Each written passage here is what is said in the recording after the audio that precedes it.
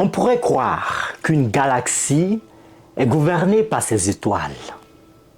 Après tout, il y en a des centaines de milliards. Et pourtant, au centre de presque chaque galaxie, il y a un objet minuscule, invisible et incroyablement violent.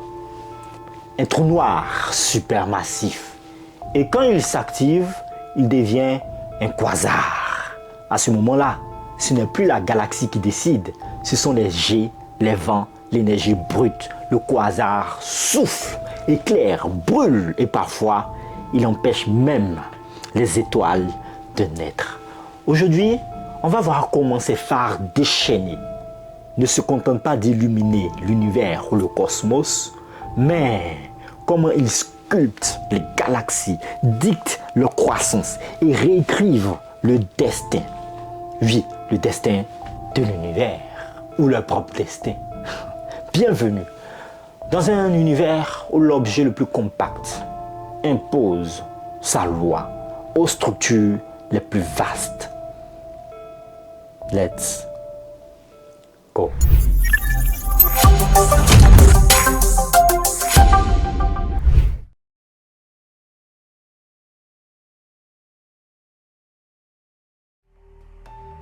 Pour comprendre l'influence des quasars, il faut d'abord changer l'échelle. Imaginez une métropole dont le destin serait dicté non pas par son gouvernement, mais par un objet de la taille d'une bille posée en son centre. C'est exactement ce qui se joue à l'échelle cosmique. Pendant des décennies, nous avons cru que les trous noirs supermassifs étaient des curiosités exotiques, des anomalies isolées. Aujourd'hui, grâce aux relevés infrarouges et radiotélescopes, la certitude est là. Presque chaque galaxie massive abrite un titan endormi en son cœur. Notre propre Voie lactée ne fait pas exception à cette règle avec Sagittarius A.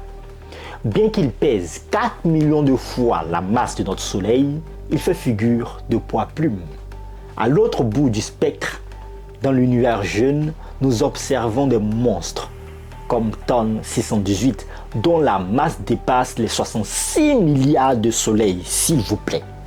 Pour donner une idée de la démesure, son horizon des événements pourrait contenir plusieurs systèmes solaires côte à côte. Vous imaginez ça? Juste son horizon des événements. Tant qu'ils n'ont rien à manger, ces géants sont virtuellement invisibles. Mais que l'équilibre soit rompu par une fusion de galaxies ou une simple instabilité gazeuse et le monstre s'éveille. En tombant vers l'abîme, la matière ne tombe pas en ligne droite. Elle s'écrase dans un disque d'accrétion sous l'effet d'une friction et d'une force gravitationnelle extrême. Ce gaz atteint des millions de degrés. C'est la naissance des noyaux actifs de galaxies appelés AGN. Dans ces phases les plus violentes, on parle de quasar. À cet instant, le trou noir devient l'objet le plus brillant de l'univers, capable d'éclipser la lumière combinée de centaines de milliards d'étoiles. C'est incroyable. Mais l'aspect le plus fascinant pour les astrophysiciens réside dans une règle mathématique presque parfaite, la relation M-sigma. On a découvert que la masse du trou noir central est toujours proportionnelle à la vitesse moyenne des étoiles dans le bulbe de la galaxie. C'est un lien organique. Cela signifie que le trou noir et sa galaxie ont grandi ensemble, main dans la main, à travers les âges. Le trou noir n'est pas un simple passager clandestin. Il est le thermostat de la galaxie par un mécanisme de rétroaction ou feedback. Il régule la quantité de gaz disponible. S'il consomme trop de matière, l'énergie qu'il rejette souffle le gaz environnant, stoppant ainsi sa propre croissance et par la même occasion la formation de nouvelles étoiles. C'est un équilibre de terreur. Le plus petit objet de la galaxie confiné dans un espace dérisoire à l'échelle interstellaire, détient le droit de vie ou de mort sur les structures les plus vastes de notre univers.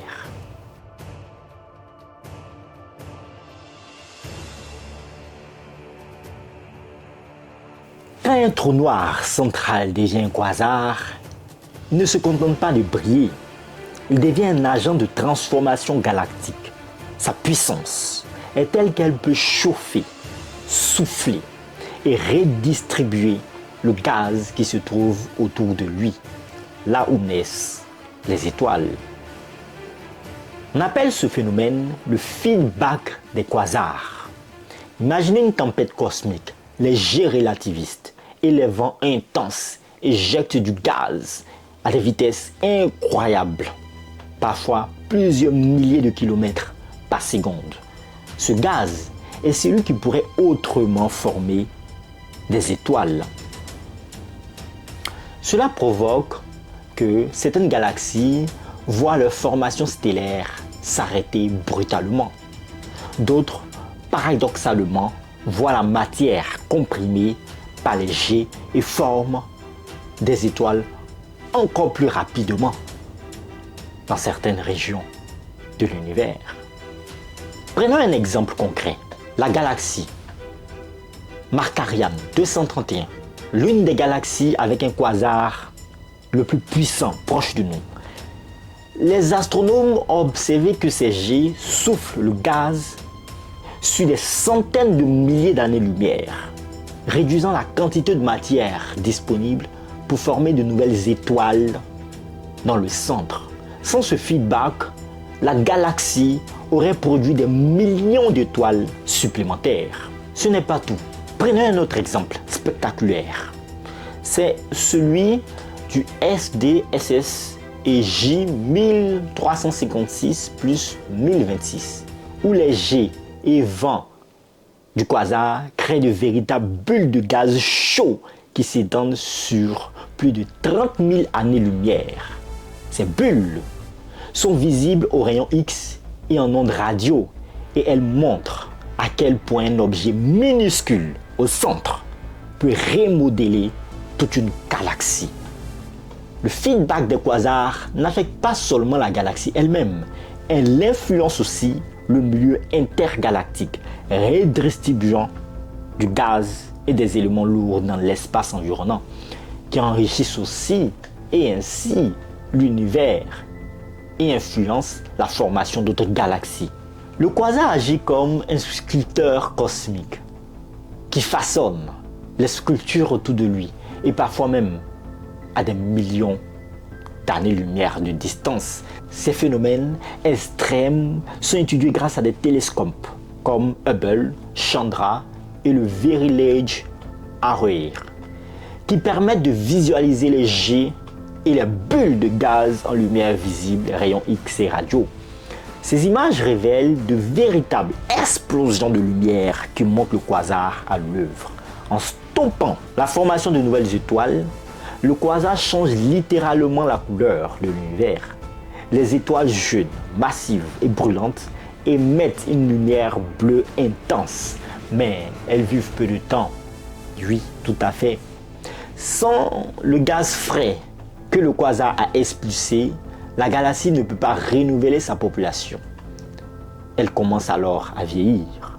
Les étoiles bleues s'éteignent, laissant place aux étoiles rouges, plus petites et à longévité immense. Les astronomes appellent cela le passage de la nuée bleue à la séquence rouge. Le quasar est le responsable de cette transition. Oui, il transforme des usines stellaires vibrantes en de véritables galaxies zombies, des structures massives qui errent dans le cosmos rempli d'étoiles anciennes, incapables de redonner la vie.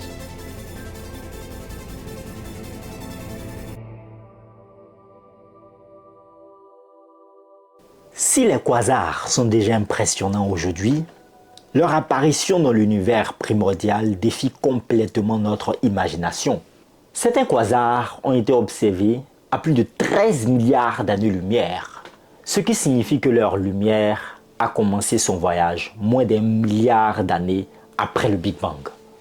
Et voici le mystère.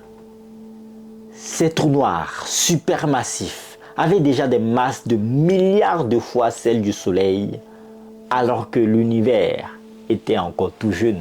Comment ont-ils pu grandir si vite? C'est l'une des questions les plus fascinantes de l'astrophysique moderne.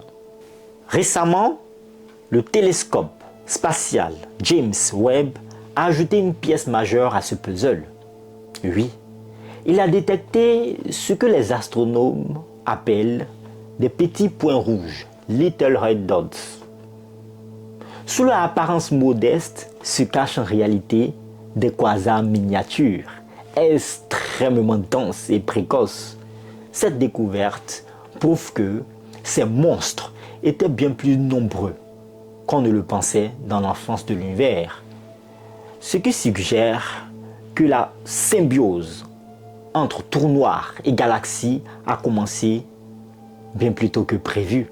Les scientifiques proposent plusieurs scénarios possibles face à ces informations.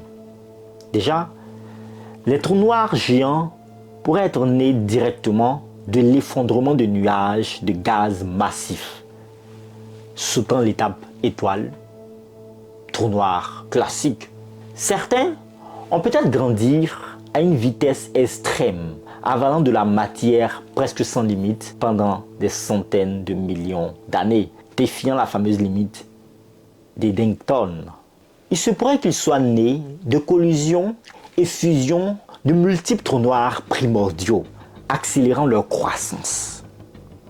Prenons l'exemple de J0313-1806, découverte en 2018, donc récemment.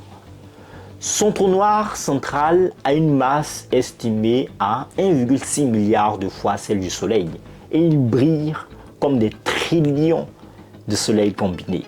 Tout ça alors que l'univers n'avait même pas 1 milliard d'années. Un véritable pharaon cosmique. Mais leur rôle ne s'est pas arrêté à sculpter des galaxies. À cette époque, l'univers était plongé dans un brouillard opaque d'hydrogène neutre. Les quasars, par leur rayonnement ultraviolet, ultra énergétique, ont agi comme un projecteur géant. Ils ont littéralement nettoyé ce brouillard en ionisant le gaz environnant. C'est en grande partie grâce à eux que l'univers est devenu transparent, marquant la fin des âges sombres et le début de l'ère de lumière dans laquelle nous vivons aujourd'hui. Ces quasars primitifs ne sont pas juste des curiosités, ils sont des témoins des premières étapes de la formation des galaxies et des trous noirs. En les étudiant, les astronomes espèrent comprendre comment les structures de l'univers ont pu se former aussi rapidement. Et surtout, quelles lois physiques ont été à l'œuvre dans les premiers instants du cosmos. Et si certains de ces monstres existaient encore, dormants, prêts à se réveiller, l'univers primordial a peut-être laissé des traces invisibles, mais fascinantes, juste au coin de notre télescope.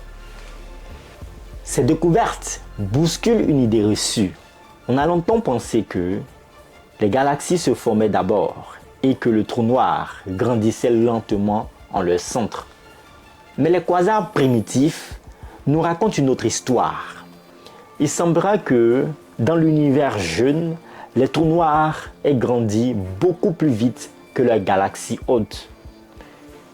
Ils n'étaient pas des invités après la fête, mais peut-être les fondations même sur lesquelles les premières galaxies se sont assemblées. Le quasar n'est pas un sculpteur, il est peut-être l'architecte original.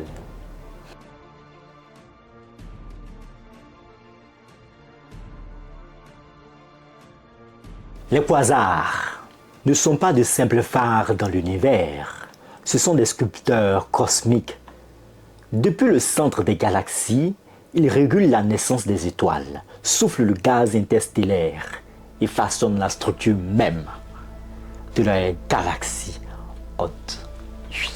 Des galaxies proches comme Markarian 231, aux quasars primitifs comme J0313-1806. Ces monstres lumineux montre que le plus petit objet ou l'objet le plus compact peut contrôler le destin de millions d'étoiles.